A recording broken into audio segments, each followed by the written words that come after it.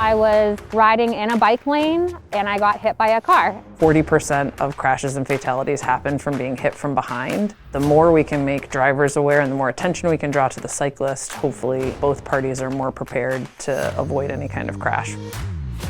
Velo AI is a robotics company that is making safety devices for personal mobility. Specifically, a safety device called Copilot.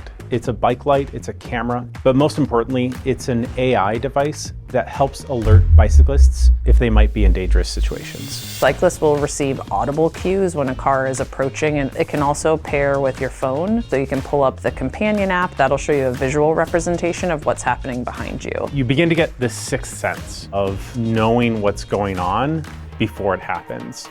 The modern automobile industry has applied a lot of really advanced tech to today's cars. We wanted to flip the script and bring that tech and focus it on how can we make the experience safer for bicyclists first and more in the future.